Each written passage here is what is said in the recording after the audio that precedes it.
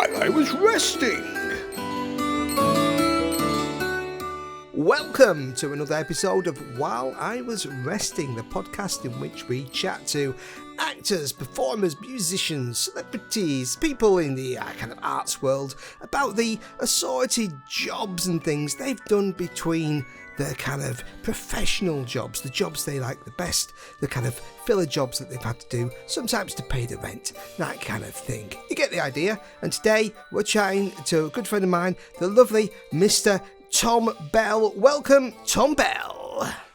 Thank you very much. Yeah, how exciting. We've been trying to do this for a while. So it's the nature of it's the nature of the world now. It's like we run around in circles trying to organise things, which involve us both sitting at home, which often seems harder to organise than actually going to a pub. But we're here. We've done it. We're here. We've done it. We have organised it. And so welcome, Tom. Pleasure to have you here. And now you gave me a little bit of homework, which I haven't really done. So I'm hoping that it's okay because I've got faith in your spontaneity, Tom. Because I've known you for a long time. It's something. One of your strengths. Play to your strengths. And first thing of all, you probably don't need notes for this. I always like to introduce the guest to the wider world by just getting you to give you, can you give us a little rundown of who Tom Bell is, what Tom Bell does, and what's your place there? What's the thing you do in the world of entertainment? Yeah, for sure. So, it's always funny, isn't it, to sort of, go, how do you describe yourself? Yeah, absolutely. When we first met, I was because I was a sort of a stand-up comic or like character sketch comic. So I went up to the Fringe when I was at uni and just got the bug and kept going up and was pursuing that. And I still do a lot of that, but I've pivoted a little bit more now as well to sort of more TV and film acting. Again, more comedy acting. So I would say myself, I call myself a comedian / actor. I often see you on TV. Yeah. in various guises. Good. Especially on the MASH report recently, I've seen you on that a lot. Yeah, that's been fantastic. So yeah, I'm one of the there's like the sketch team on the MASH report, and I'm one of the three of them. And then I guess other things you might see me in if you ever watch Project Greenlight. There's an HBO show. I was in the latest sort of series of that, which was a show about making a movie, and I was in the movie. And then of course ITV2's seminal reality game show Bromans, where I took a bunch of modern-day lads back to ancient Rome and tried to get them to compete as gladiators. Oh, that sounds good, actually. Yeah, well, it was good fun. Did they? How were they? How were they as gladiators? Yeah, it was very funny. It was just this set out in Bulgaria, which is a really amazing, proper set of ancient Rome. They film a lot of stuff out there. But it was kind of what if Love Island, but they all have to fight each other in ancient Rome. Fight Island. Yeah, Fight Island in ancient Rome. Honestly, they were good. They were good fun. Their partners were out there as well, so they were sort of in a team. And my job, there was like a guy whose job it was to train the men, like a big guy. And my job was much more, I'd sort of take the... I'd be in charge of going, now we're going to learn about winemaking. I say you were the culture guy, the Roman culture guy. Yeah, exactly. Fantastic. I remember a job going on to this crazy jobs between jobs. Once did a job for the Museum of London where they were doing a Roman day, and they got this Roman guy who was an expert on Roman sort of swordsmanship and fighting and things like that. And me and my friend Alfie had been sent along by a company called the Ministry of Fun, we've mentioned on the podcast before, who send actors to do various jobs, the kind of jobs, between jobs that we talk about. And this guy said to us, we introduced ourselves to him, we said, we're here to kind of jolly people along throughout the day, to make people join in. We're kind of like your stooges, And he started telling us what he did. He said, it's a good laugh. He said, I always do this thing at the start of the day where I say, like, who will catch this sword? And if anyone's stupid enough to say yes, I'll kick them off. And we thought, well, he knows that we're stooges, so we'll say yes when he says it. And he can and he can shout at us and tell us we're idiots. So he said, like, who will catch this sword? And me and Alfie, we will catch the sword. Yeah, and, of course. and he turns right, you two out. And we're like, said, no, we're supposed to be like, you idiots. You're supposed to make fun of. And he was like, he couldn't sort of get it in his head while we were there. So he immediately kicked us off. So we got paid for the day, but we just sat there on the sidelines the whole day watching. You turn up sometimes to do these sort of things, don't you? When people haven't really been told. They haven't got a clue what's going on. Yeah, and they're like, best you don't get involved, actually. Anyway, we digress. It takes us on to the kind of subject that we're talking about. Is that was one of the jobs we did, me and my friend Alfie, between our kind of, regular jobs and, between our kind of chosen paths in life. They're one of those filler kind of stupid things you do. So, Tom, some of the stuff that you found yourself doing when you're not doing your kind of high profile stuff. Yeah. Which, I'm sure you've talked about it a lot, but so much of what we do is trying to just manage the in-between time. Absolutely, yeah. And we obviously met doing jobs like that for the Ministry of Fun and specifically the Ministry of Fun, wasn't it? That's how we met, yeah. They were sort of the gold standard for those promo jobs. If it was a Ministry of Fun job, you knew it was going to be good. Yeah. But there was lots of other companies as well. I'd just been... When I first moved to London, I guess almost must have been about 23 years old or something. And it was just temping, I didn't really know what to do. And then I ended up, I'd go to, doing stand-up, trying to make a bit of money on the side. And then there was a guy in the audience one time who said, do you want to do charity fundraising? So I kind of switched to that, the class. I was literally... The chugging? What you would call a chugger, yeah. A chugger, exactly. yeah. So I did quite a lot of that, to be honest, which was... How was that? Because it seems like that could be quite demoralising. Yeah, it was. It's one of those things. You look back and you go, "Oh, that wasn't great, was it?" But it was so much better than just being in an office. It was. It was long enough ago now that the sort of the full hatred hadn't quite kicked in. Oh, right. You could. It was real borderline. It was just sort of the tail end of when it was acceptable. Yeah. Okay. To ask people on the street. But the nice thing about that job was, I didn't really know London, so you'd get sent all around London. You'd go, right, turn up here, put this on, you're raising money for whatever it was. And I'd obviously be quite conscientious and learn all the stuff about, the diabetics or whatever it was that day. It was interesting. Like some charities were a lot easier to people would... Basically, if somebody had sort of knew what the charity was already and wanted to stop and chat to you, that wasn't too difficult. It was, all that sort of having to just be real charming and be real all this and that about something that they clearly didn't want to chat about. And, sometimes people would clearly just sign up with a view to cancelling just to sort of shut you up. Yeah. But it was good. I made some good friends on it, and it was, people, gave it a lot of stick, but then again, it cost. I remember newspapers would run headlines sort of going, really slagging us off. It was about when it all started to get bad. Yeah. But then you go, well, the newspapers, will charge charities money to do adverts as well. So, charities do have to advertise, but yeah, I now, for years after, I'd kind of, people would try to do it. I'd always stop and go, hey, I used to do this job. How are you getting on? I'm not going to sign up, but there's better jobs out there. Believe in yourself. Yeah. There were some people who were just fantastic at it. Just some real charismatic, Did you have a kind of a gimmick, a technique for getting people to stop? Because I used to notice, some people clearly had a method. There was like the Fonzie guys who kind of walk up to you, do a little "ee," and then some people would go, "Hey, I've got a joke for you." They'd have some sort of entry point to try and get your attention and get you to chat to them. I guess I'd just try and be funny, right? Yeah. If you try to get a little laugh out of somebody, that tends to get them on side. I don't think I can't remember any sort of my big opening lines. What you'd often have is they're just getting good looking people as well, quite honestly. Yeah. And people, tend to stop, don't they, to chat to a good looking person. I like to think that was, one of my strategies, but it probably wasn't. But I did that for about a year and a bit. And, some days you'd sort of you'd have targets which weren't very high.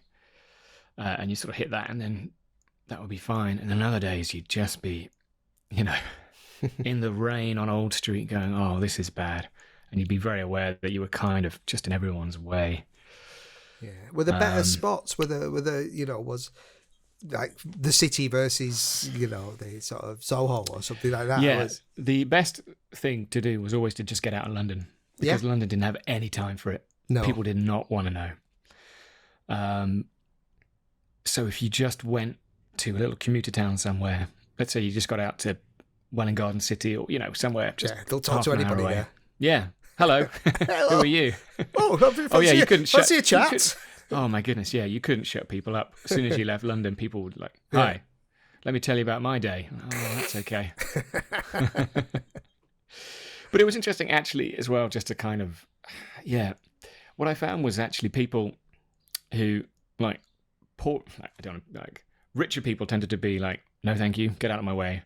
Mm-hmm. And it was kind of people who probably had kind of been through stuff themselves and perhaps didn't have as much money that wanted to stop and chat and go, oh, I want to help, but I can't.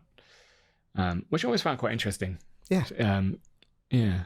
So it was good, but when I left, I was glad to leave. Yeah. Because it was hard. And then soon after that, the whole thing just sort of started to collapse. And it. You don't really see them now. No, not as much. And I think after that, I remember something about, because I got some paperwork through from like some sort of fraud bankrupt something or other that whoever was the head of this company had turned out to be a wanted man in Canada and had run off with not paying anybody for about 3 months, and they'd got in touch with all of the ex-staff. There. I mean, looking back, it was pretty horrible job, but at the time I remember quite enjoying it. I don't know, bit of fresh air. Yeah, I found certain times in my life, especially in my 20s, doing stuff like that, I didn't mind as much. And then later on, I kind of started to grind. Some things started to grind me down.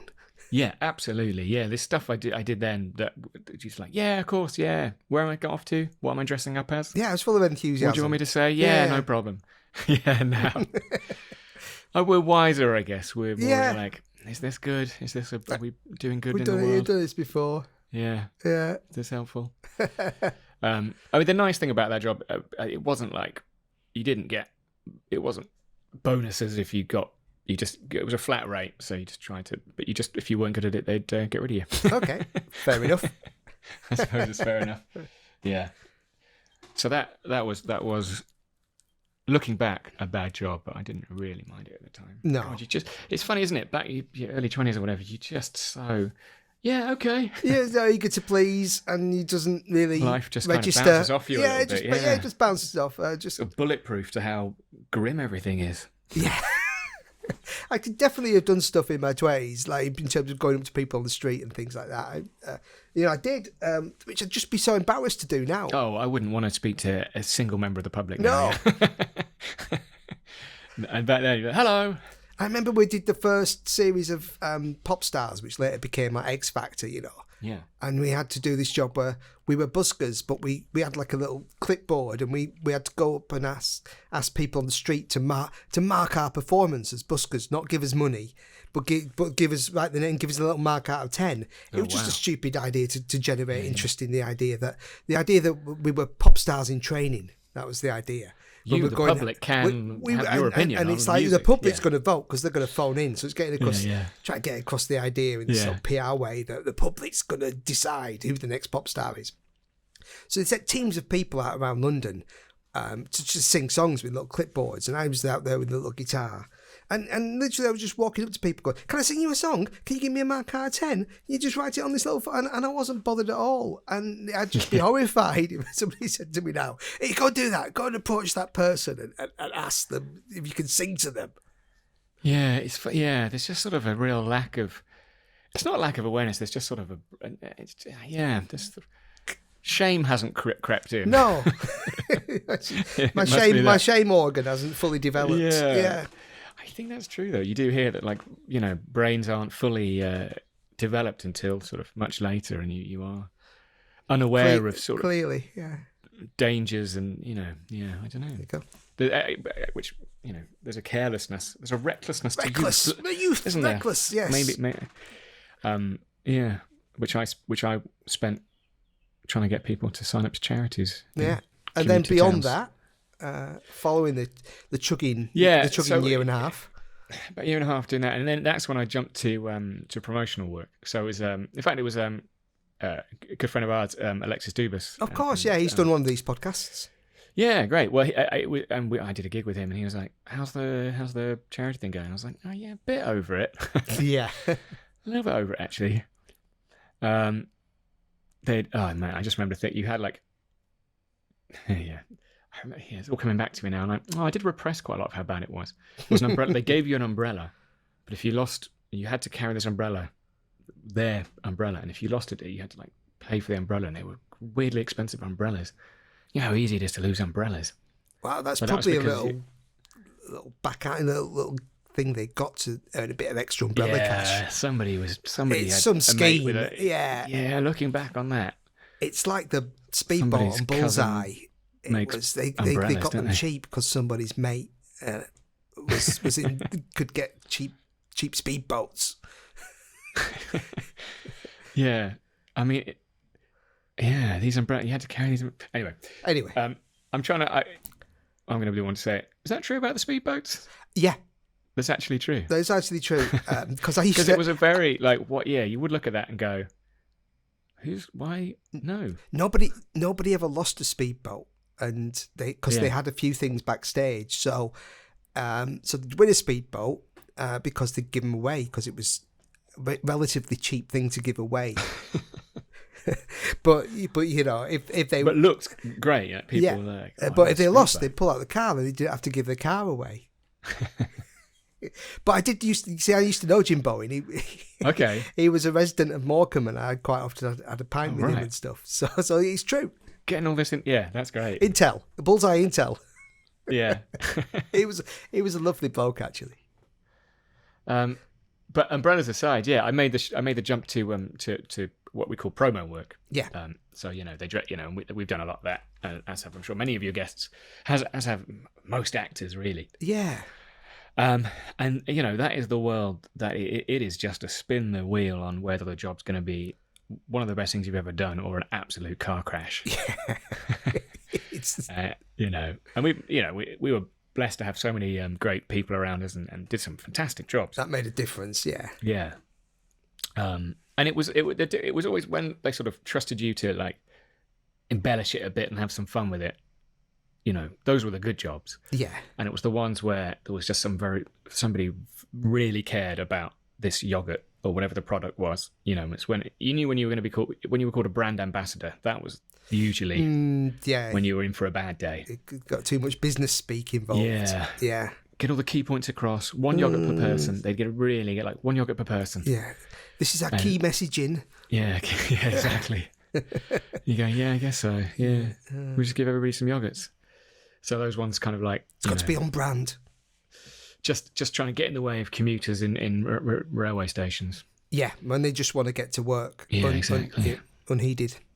I was dressed as a giant fish finger once. I remember and it's one of giving out. I don't know. Samples of fish. Somebody must have been giving out some fish. So fish finger with That's arms. why was I there. Yeah. And then it's all, it's funny the amount of times you do that, and then you bump into somebody you know. Oh, hi Tom. How you doing? Yeah, hello. How's the acting going? You all right? Yeah, good actually. Yeah, I'm just Researching part. this is I'm just deep in. Yeah, just got a big job coming out where I'm a fish finger, so I thought I'd go to research what it must be like. It's like Robert De Niro doing taxi driving. Yeah, exactly. No, but it would happen all the time. But and then if it wasn't that, they'd go like, okay, so great news, we've got ITV News are interested, or Metro. It was always like trying to get your photo in the Metro Get in or the whatever, Metro. wasn't it? Yeah. You go, yeah, I guess so. we did it. The fish finger got in the metro. I can't think. I mean, they must have just. They just. What was need the fish content, finger? don't they? Was it advertising? Because sometimes you dressed as a ridiculous thing, and it's like, why am I dressed as a fish finger? I'm not Yeah. advertising fish fingers. Was it fish fingers? I think this was quite down the line. Our best ever fish fingers. Okay, fair enough. You know, yeah. I mean, again, a long time ago. I can't remember I can't remember the full plot of the fish finger saga. Sometimes it can be like, come to Greece. Our fish fingers are great. Yeah, You know, it could be- yeah. It's because you're something, and people have to really work out what it is. yeah. Or yeah, but those ones are more fun because people will go, "Sorry, what is this?" And you're like, "Oh, we're just a load of dinosaurs. Don't worry about it." So the fish finger, yeah, I was quite key in my mind, that one. But they were up and down. I mean, I'll jump in straight away. And the worst one, or the most insane one I ever did, and I think this must rank as the most ridiculous job I've ever done. Was how I ended up getting this, I don't know. There was two of us had to dress as thumbs, so big thumb costume, and there was a new product for goodness knows some coffee brand or other, where it was like an at-home latte where you pumped there was a packet of something where you pumped with your thumbs. Sounds So complicated. Yeah, it was a bit. Yeah, so I didn't know about this world, but apparently Yeah. there's a lot of pitch meetings. So Okay. products don't just sort of magically turn up. They go to, in this case, like a Tesco HQ and pitch. Go, we have got some Yeah. great new products that you are going to want to sell at Tesco. You are going to want these end of aisles. You're going to want them there's a real hierarchy to where a product goes in a supermarket. Yeah, sure. And you've really got to go like, listen, this is the one that everyone is going to want at the end of an aisle at like eye line height. This is going to be the next big thing. Prime position. Yeah. And so everyone's just trying to go in and jostle for their products. And so the big sell on this thing, it was like a little packet or something that you pumped with your thumbs to make at home latte. I mean, again, I did this I can't barely remember how it works. We never got to use them, I don't think. I don't think the product ever hit the shelves. I've spoiler never alert. seen a No, thumb for pumping for latte in the well shops. how well this promotion Yeah. went, I tell you, I don't think really that product. If it did exist, it's gone. It's long Yeah. gone. But so we were taken out to these meetings around the country, like Tesco HQ, right? So we go to Tesco HQ, Yeah. and we'd have to stand outside the boardroom door as the marketing people are in there going, people are going to love this product. And then they go like, your thumbs are going to love it. But don't take our word for it.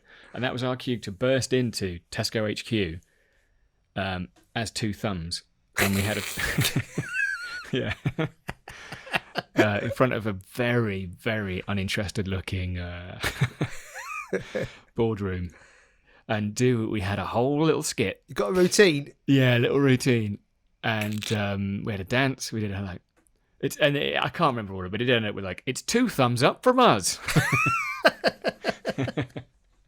I mean, it was really like we saying it back. You're like, that can't have been real, but it was. Yeah. And I remember the other guy. It sounds chillingly real. Yeah, he looked. I can't remember who he was.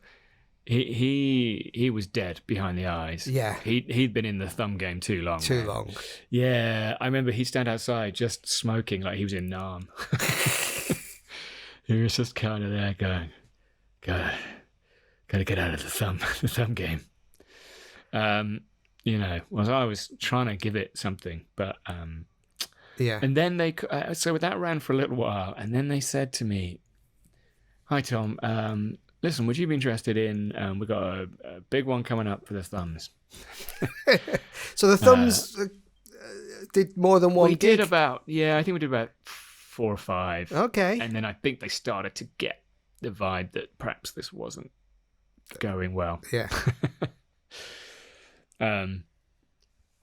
But they did say, look, we've got one, this could be the one.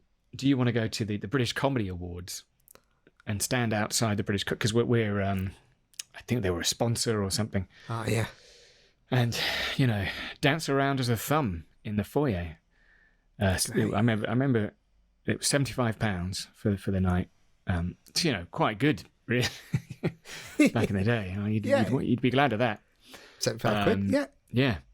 And that was the first time I said, I don't think I can. I'm sorry. It's just, a lot of my pit, like as a peers, thumb, was your face visible through the... Yeah, exactly. And I was like, I'm sorry, like my agent's going to be there. Yeah. All the people I'm going to know nearly everybody there. They'd be like, Yeah. you'd get lots of Tom Thumb jokes, wouldn't you? Yeah, I mean, yeah. What, Tom Thumb? I remember thinking, no, I'm going to get to the British Comedy Awards myself. Yeah. Not dressed as a thumb. Not just your thumb. I said no. Still not been yet. but you've kept your dignity. You've not. I think I did just about keep my dignity there. That was the first time I kind of went, yeah. What next? Yeah. But that, yeah. Man. But it's what are they thinking? Strange thing. It's often it's more common than probably people think to get some gig where you kind of invade a boardroom.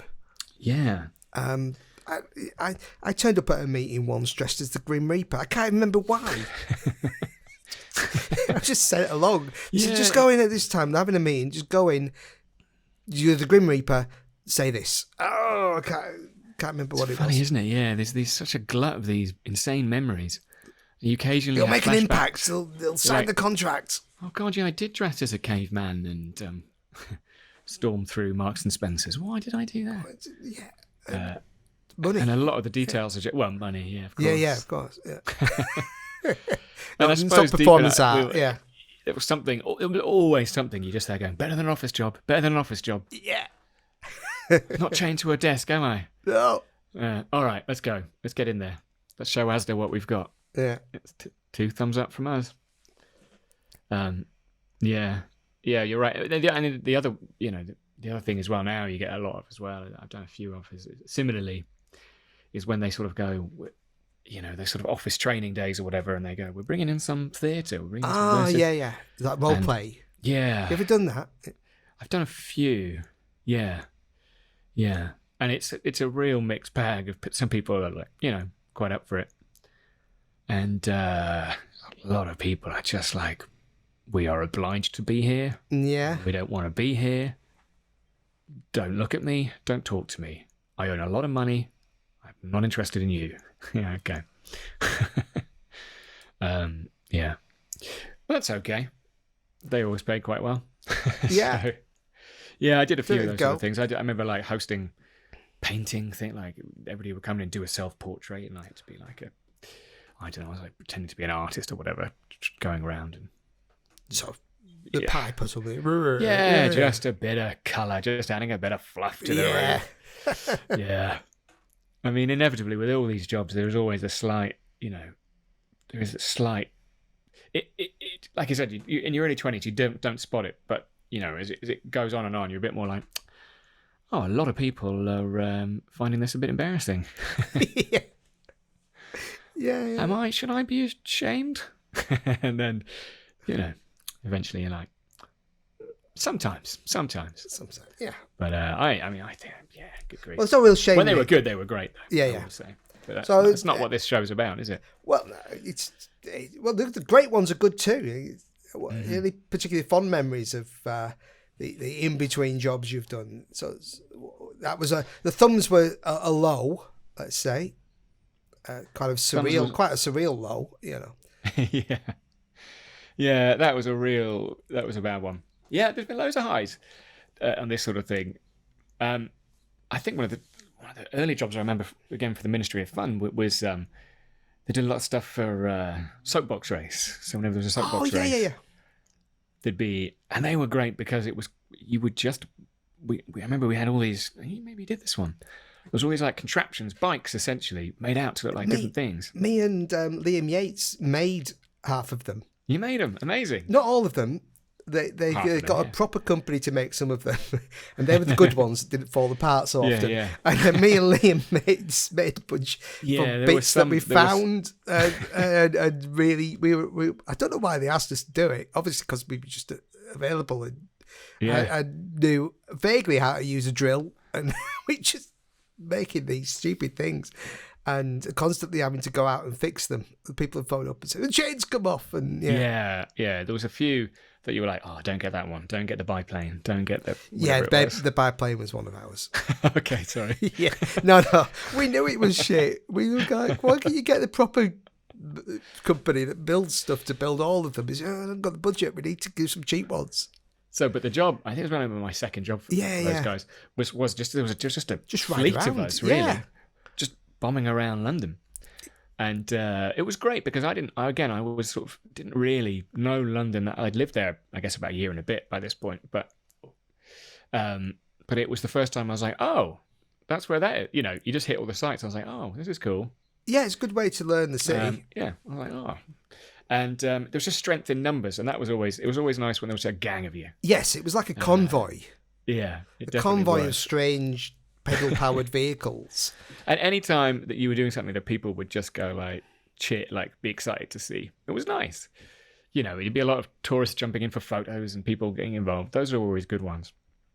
Yeah. But the key one, I guess, for me was we did a lot of the 118 stuff. Of course, yeah. Yeah. You did that for a long time, didn't you? And that was probably a fun one.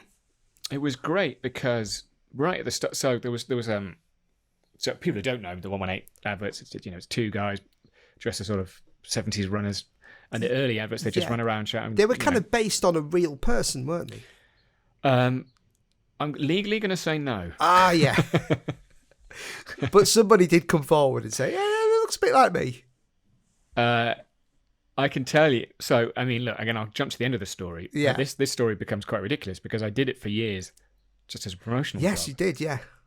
And down the line, I ended up getting you were the real one job. of the proper guys on so TV. I was, the real 118 guy, so to speak. Yeah. There'd been a few before. Well, I mean, I can tell you all the history of it.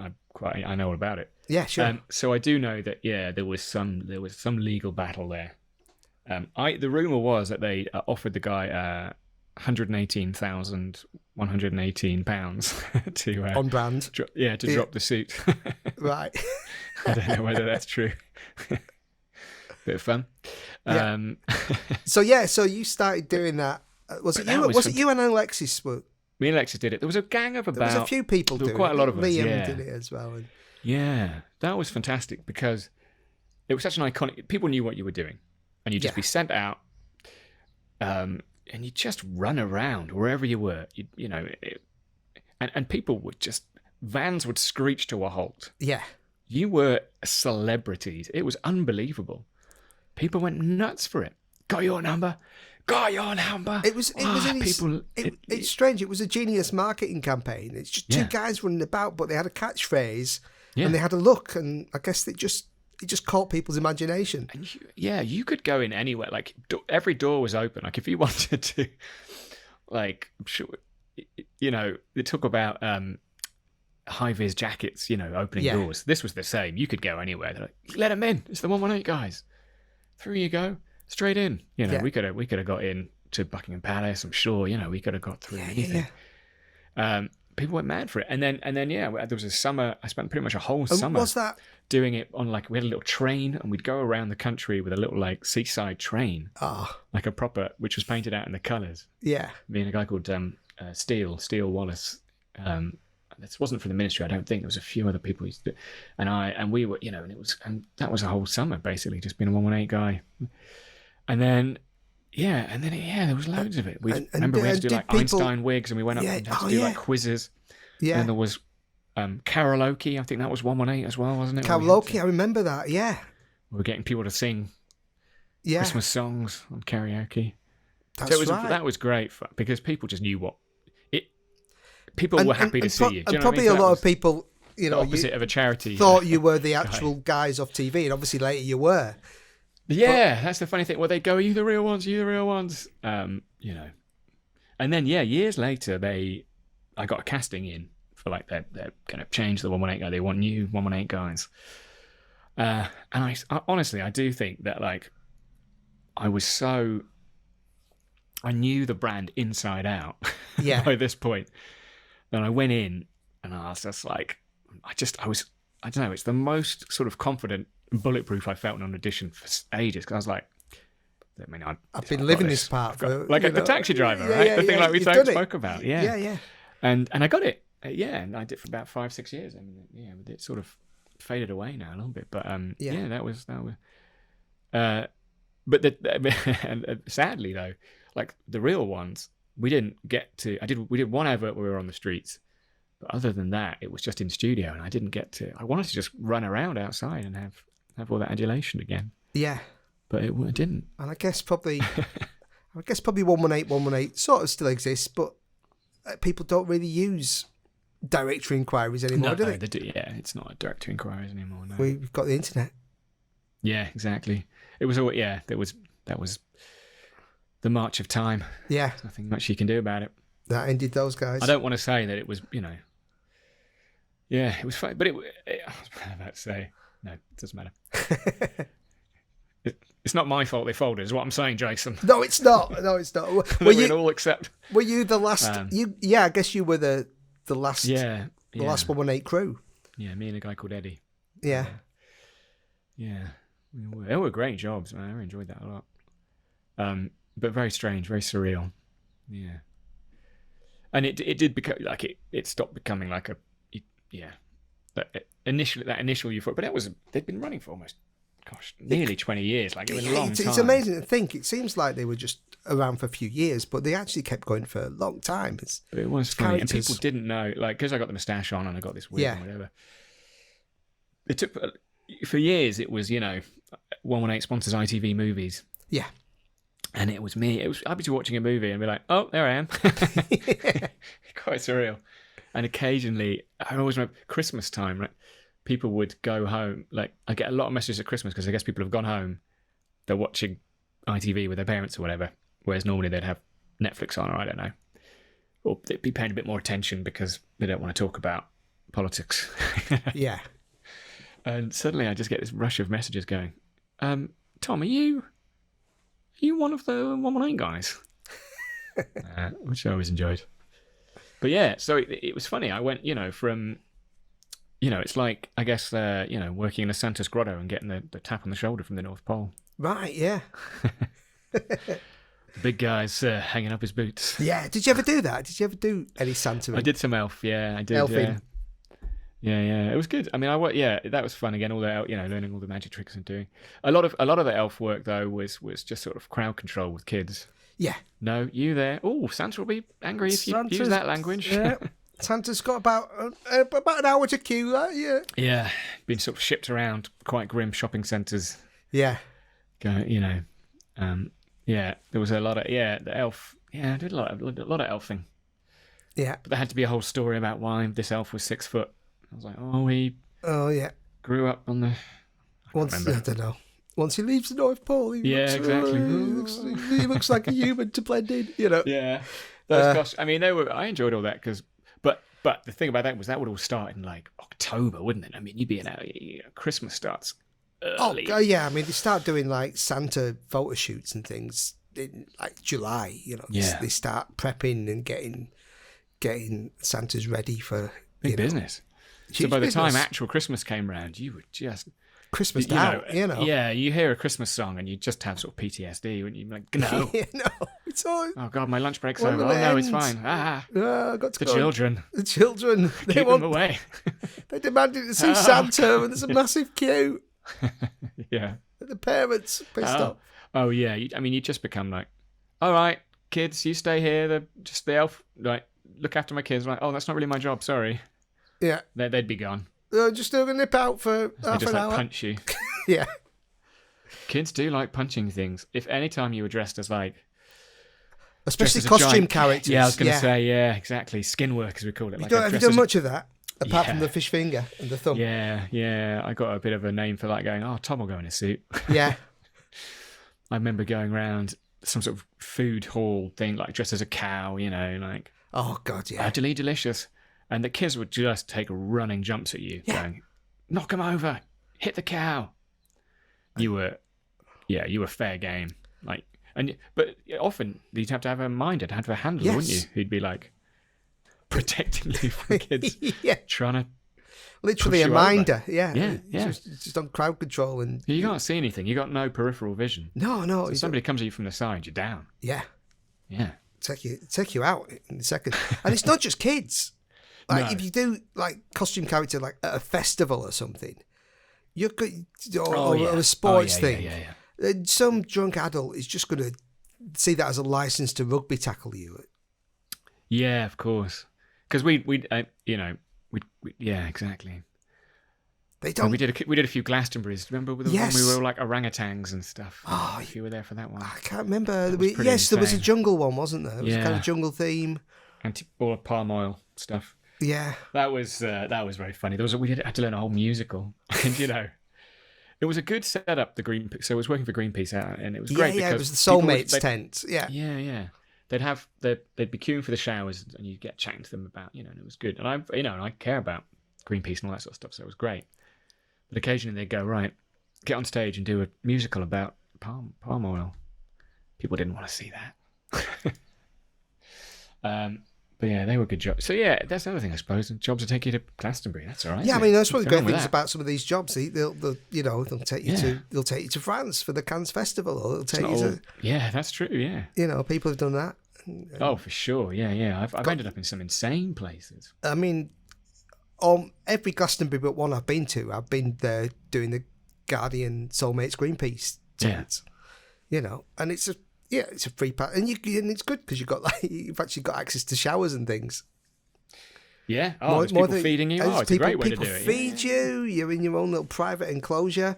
You're bringing people together. Yeah, Jason, you're the saving the Soulmate, It was all world. about like Yeah. Glastonbury Oh dating, God, yeah, right? there you just organising the speed dating, and so we might be responsible for some marriages. You don't know, some almost some relationships. certainly we are. Oh yeah, I'm going to claim that one. Yeah. But yeah, I did. Yeah, definitely dressed up as costumes have been smashed about a bit.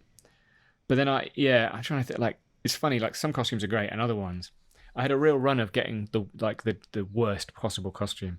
I was thinking of, man, it's very funny.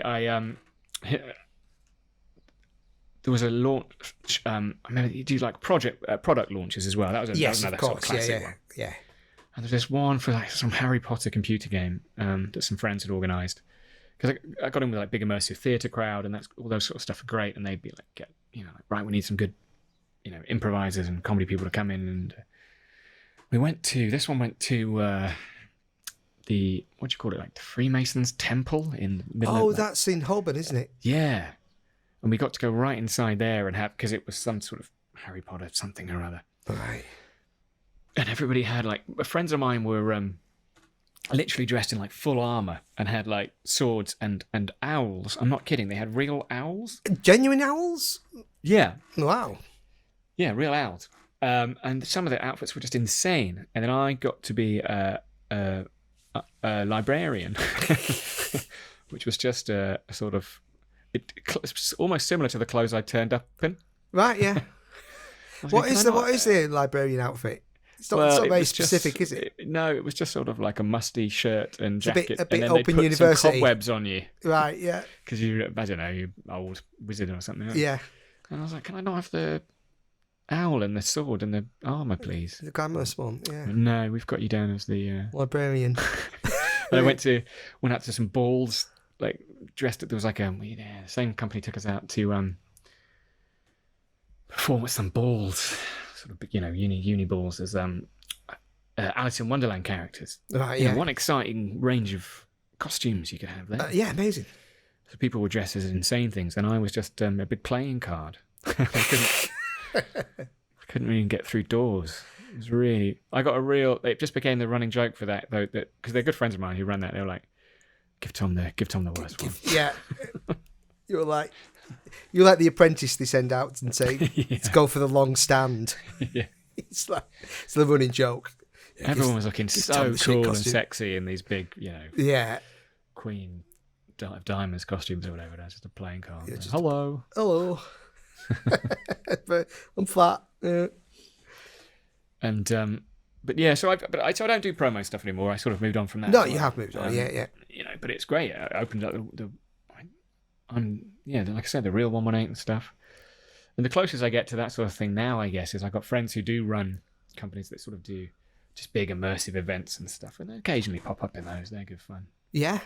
But I've mostly moved on from my promo days. From your promo days. Yeah. But do you look back on them with any with fondness? Yeah, absolutely. Oh, they were good. Yeah, they were fantastic. Mostly. Yeah, of course. Nothing's always a bed of roses. But even like the thumb one was funny. Yeah, It was just those ones when you were long slogs. the worst ones where you just stood for hours, just Yeah. handing out a leaflet. Just Or handing something. out a leaflet on you. And, At least, yeah. at least if you're in some Okay. stupid costume, it makes it a bit surreal. And you'd have and they'd always be like, "Oh, anybody here could be a mystery shopper, so make sure you're saying all the key messages."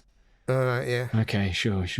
And people are like, "Can I have second yogurt?" And you'd have to go, Oh no. "I'm so sorry, we're actually not allowed to give you 2 yogurt." And they're like, "Well, it's just for that person over there, my friend. Well, I'm afraid they have to come and get the yogurt themselves." And you're like, Yeah, you don't want to be that person. The yogurt Scrooge. Yeah. But I mean, occasionally with those jobs, you'd go to a big good food show or something, and it'd become a roaring trade of like, right, who's got what? Right, we're swapping. All right. Told that a friend of mine was very good at like, okay, I've told that store we're going to give them a crate of yogurt, so we're getting free food there. Oh yeah, I remember being able to do that. Like give Yeah. away some of your, some of your handouts, a little chunk of them, and people will sort you out. They're like, oh, anytime you want coffee, mate, come over to our store. And, Exactly. Yeah, that kind of People, stuff. people want, yeah. Anything you want, mate. Yeah, You hungry? Yeah. Great. Just bring us the Mars bars, whatever it was. Yeah.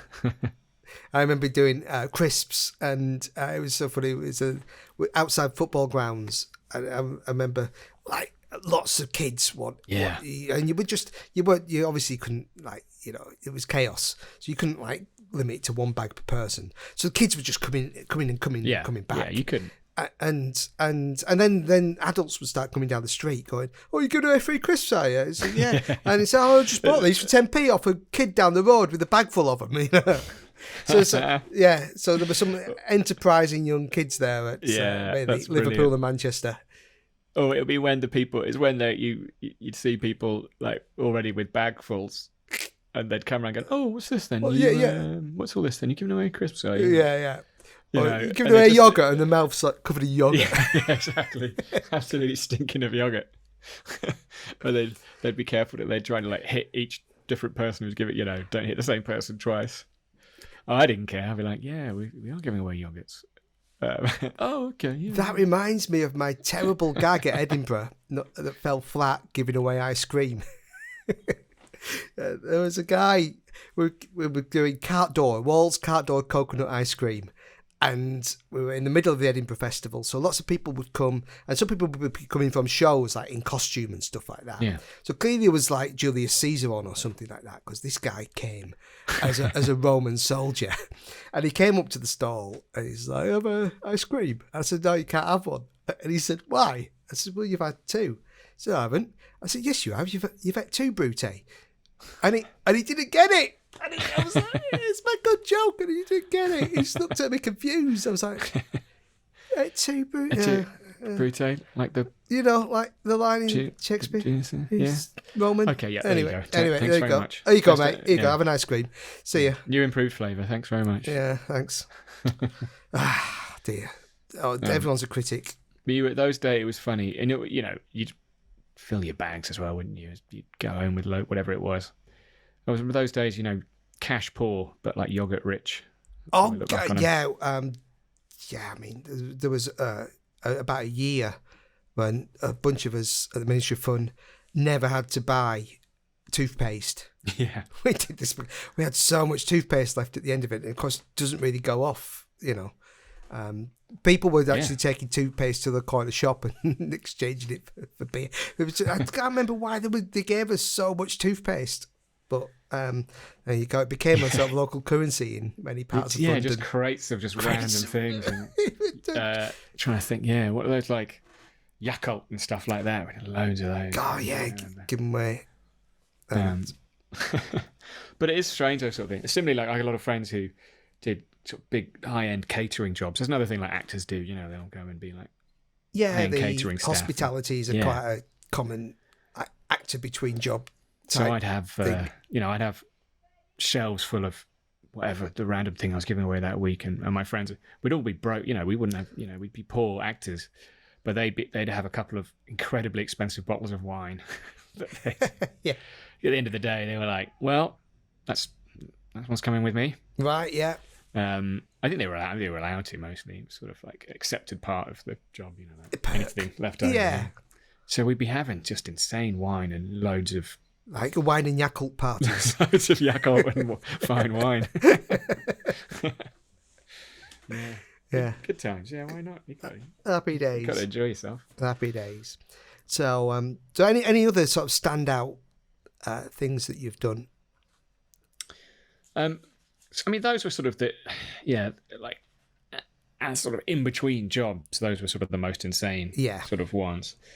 I mean, in terms of actually, we talked about being inside, these big cow costumes or whatever. I ended up getting a fine line of just playing aliens as well. So I've kind of yes, you have taken it into my career where I started off where I got a role on a CBBC show called Wizards vs. Aliens, which was Russell T Davies follow up to Sarah Jane Smith Adventures and stuff. So it was quite a high profile thing, yeah. And I went, God, that was so exciting. I'm a big Doctor Who fan as well. I was so excited. But that was the start of me. Like once you've sort of in with those guys, so I've been sort of glued into everything and stuck in front, which is funny. Which is hard. It's hard. Quite hard is what I'm sort of skirting around. So those sort of similarly, I look back on those jobs now, and it's hit a point as well where I kind of had to go, I don't think I can get glued into another alien face for a bit. Is it literally like hours of latex and things being applied to your face? It's the 5 a.m. calls, and then you sat in a chair and the thing goes over you, and you're like, that's it now until 6 p.m. And when it's you're an alien, very uncomfortable. Your whole nose is covered. Do you usually get many lines, or is it kind of usually something that's... Well, luckily, the CBBC one, I did have lines, and it was like a named character, and it was cool. But nobody would know it was you. No. But then, in other things, you'd just sort of sometimes be looming aliens sort of moving around. I mean, I've ended up on like Star Wars sets doing it. And, yeah, of course. And various other bits and things. So I just got a bit of they'd be like, Tom will dress up as an alien, which was great. You wouldn't, good to get work. Yeah, and that's quite a fun thing to do, to be but it was watching Star Wars and going, that's me. That's me though there. But yeah, I always remember there was we'd filmed the Alien show in Cardiff at the same studio where they do Casualty, and you'd go into the canteen, be a bunch of us just dressed as aliens, and then the Casualty lot will come in all just like in the scrubs. Yeah, in their scrubs, or just people with just injuries and axes through their heads. Yeah. So that kind of almost led on in some ways, I think, from the promo as well. From sort of, I'll get in that. Yeah, don't worry about it. I'll dress me up as whatever you want. It's not a million miles removed from sort of skin work, costume work. Yeah. But you'll know doing that there's nothing quite like taking that off at the end of the day and just like just sort of. I'm too sweaty a man, I think, Jason. I think these jobs. Everybody is. You can't wear one of those skin costumes and not feel like you're about to expire after like 20 minutes. Yeah, it's funny. You're you're jumping around like this happy whatever you are, and if you look through the little black mesh inside the person, it's. I remember. It's hard work in there. I remember the first one I ever did. I was Nicholas the Caterpillar at the St. Nicholas shopping centre somewhere in South London or something like that. It's the first time I'd ever put one of these outfits on, and it was this outfit that had been designed by a shopper, a little girl, and they had to draw. It was a competition. Yeah. So this caterpillar was really thin, so basically your feet just stuck out the bottom, so you couldn't really move very much. You just sort of hobble about, and they had this like and then your head was in this, and it was really hot, and your arms sort of stuck out, but you couldn't see your head, and the costume went all the way down pretty much to your feet. So you just had to hobble like a kind of penguin to get about. I didn't even have a minder. It was just somebody who knew what they were doing. It was just somebody from the shopping centre who had no experience of what it's like in these things. Yeah. So you get incredibly hot, and so you're supposed to do like 20 minutes max before you kind of pass out. Right. Yeah. And yeah. And they had this like band of old jazz musicians, like a trad jazz band, and they were said, oh, what we're going to do now is going to do the Ugly Bugs Ball with Nicholas the Caterpillar. We're going to play a tune and you can all dance with Nicholas. And I'm like, I'd already been out like 10 minutes at this point, like just waving mindlessly at people. Oh no, they want me to dance. And so I'm just like hopping about on my two little feet sticking out and waving my arms and waving. And the band just wouldn't stop playing. Like, having a great time with kids dancing with Nicholas. And I'm trying to turn to the band, and all I can do, I can move my arms. So and they're like, dance with Nicholas and do what Nicholas is doing. And then I'm just trying to do little hand across my neck symbol, across my caterpillar neck, to say, shut up. I need to go back inside. I'm about to die. And these little kids are like copying my gestures, doing this little chop across the neck, and eventually they stop playing. But it's just unless you've worn one, you don't realise how quickly you heat up. Yeah, you have to get quite zen, don't you? You have to really just try and I'm cool, keep cool. Yeah, keep cool, and then not. It's not feel too claustrophobic. Yeah, it's very claustrophobic when these things go down. And I've done ones where when somebody's job would be to come, and again, I'm not complaining. It's fantastic getting to work on these film sets and working on TV and stuff. But often it is very similar to that skin work. And one time, somebody's job was just to sort of have a leaf blower that they'd stick in the mouth of this costume, and give you a little 1 minute, like cool you back down, blow you back down before you go out again. Let's go. Yeah. But all good stuff. I always like to people. Right, there's a cat. Your cat's got a cat. Oh, hey, kitty. Hello. Gonna come join the podcast. She's not enjoying the heat one bit. We're recording this in. I suppose you don't call it a heat wave when it's supposed to be summer, but it feels like a heat wave because it just came from nowhere, didn't it? It's just that one day. I suppose it is a heat wave. But yeah. I don't know how long it has to be heated, how many days to constitute a wave or a heat spike. That's true. A heat peak. Yeah. What's the actual? Yeah, I suppose. What's the benchmark? Waves what's the peaks. benchmark? We've probably heard enough of those, haven't we? Indeed. This last year. Indeed. Yeah, kitty, you got right in the shot. Well done. Yay. But I think that might be all my. Yeah, no. I've thought of you know how it'd be. We'll finish on like, oh, what? Yeah, that time I had to skydive during the Olympics or whatever. But yeah. Mr. Biggie, Mr. Big One out there. So obviously we've been through a year and a half of not probably doing as much as we usually do, but anything plans for the future? What's the future hold in the world of Tom Bell?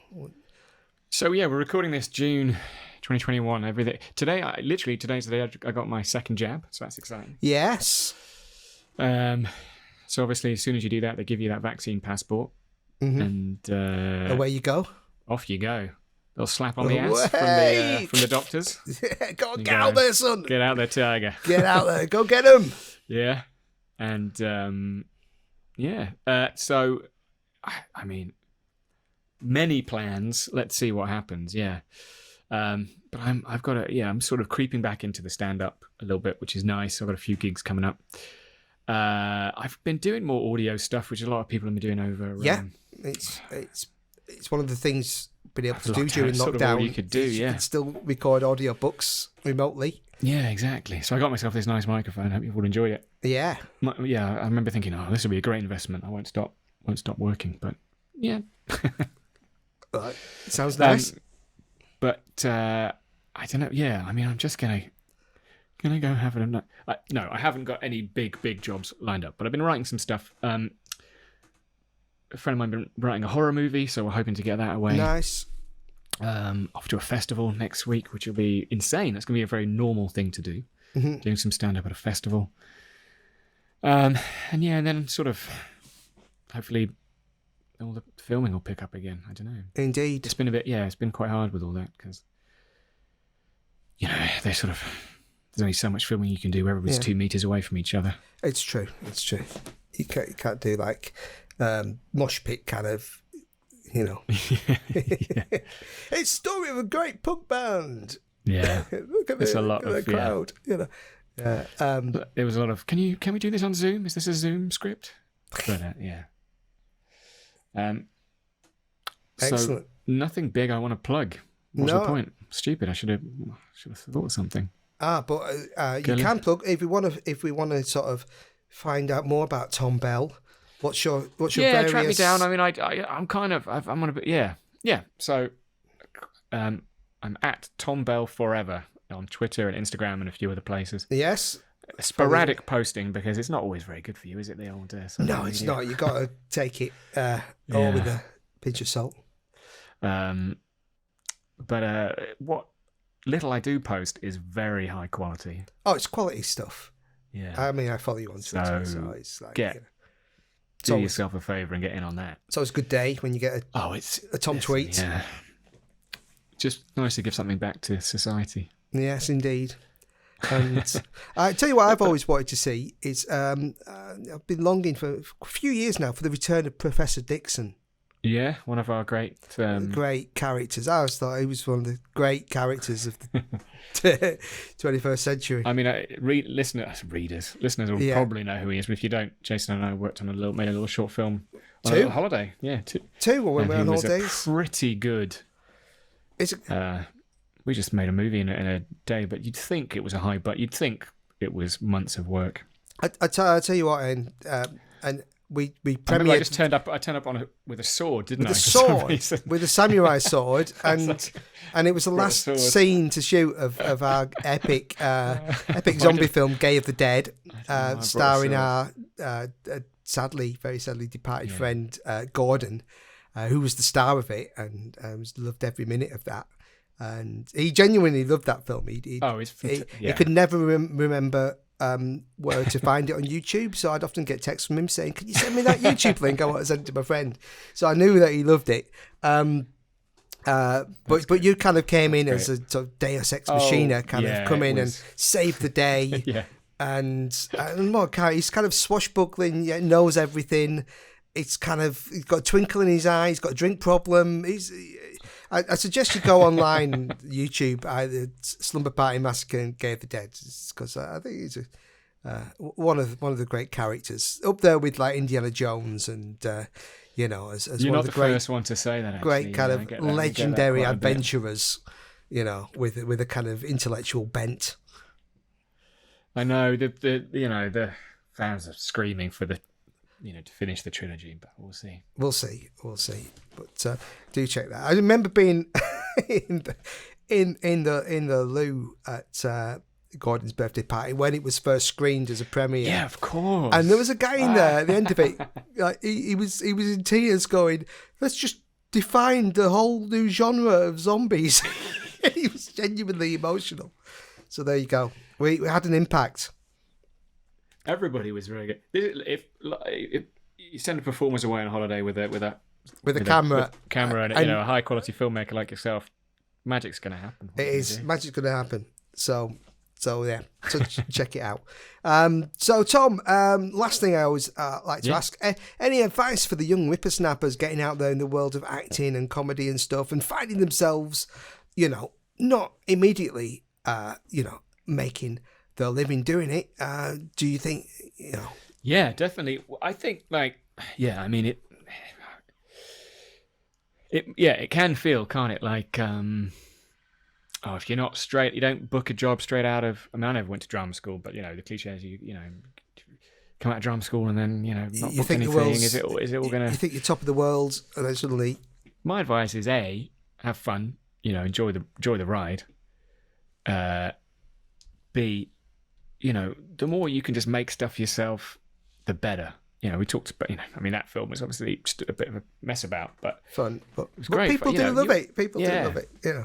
But it's funny how little things you don't know, like, I'll work on something and people go, oh, I loved you. Then I've just mentioned some short film I did, or, like I said, I never trained as an actor, but so I just do short films to get some practice.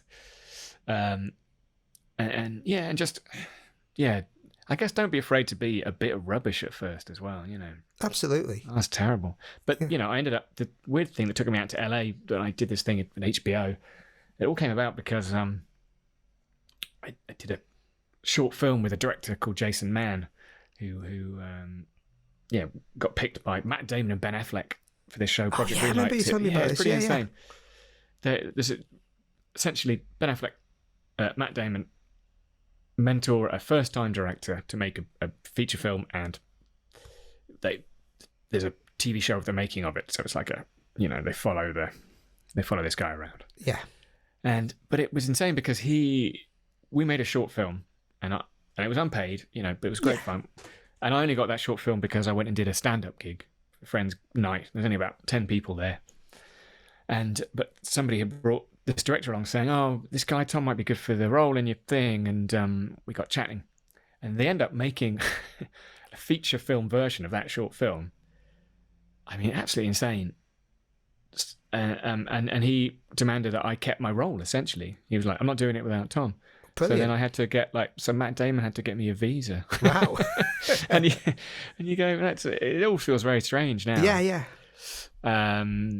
When I'm back in London now, LA wasn't for me, Jason. No. My visa ran out and I needed work. It's a shallow place. But I always think that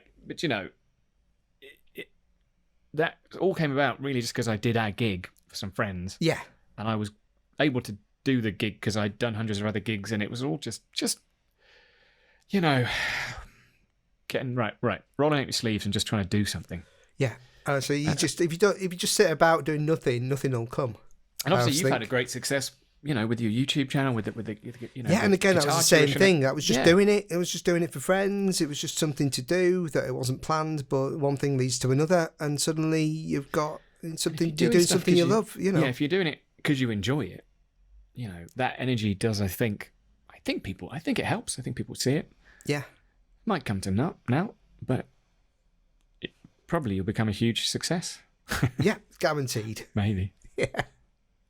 Yeah. So there you go. Good advice, Tom. Well, I should make that advice into slightly showing off about me doing a movie, but there we go. Well, that's good too. You got to do self-promotion, in this world. You're right. I learned that in LA. You got to big yourself up. You do, yeah. You do. All right. Well, thank you ever so much, Tom, for joining us. It's been an absolute pleasure to chat. And see you in person via the medium of Zoom. Absolutely. And clean feed for the sound for those techie pods out there. Like to know how the listeners will just have to guess what we're looking like. But I tell you what, we are looking pretty damn gorgeous. We've got a little bit of sun, haven't we? We've caught a little bit of the sun. Caught a little bit of sun. We're looking a bit tanned, slightly sweaty, but that's just. Oh yeah, but it's sort of a healthy sheen. It is. It is. I would say it's because we've been working our podcast muscles. So we've been. It's like a little podcast workout. We got that healthy glow of exercise there. It's like the old phrase, isn't it? As healthy as a podcaster. Absolutely. Because what's healthier than sitting in the room chatting to a microphone? Yeah. Excellent, Tom. Well, thanks ever so much for joining us, and thanks you out there in podcast land for listening to another episode of While I Was Resting. Cheerio! While I was resting.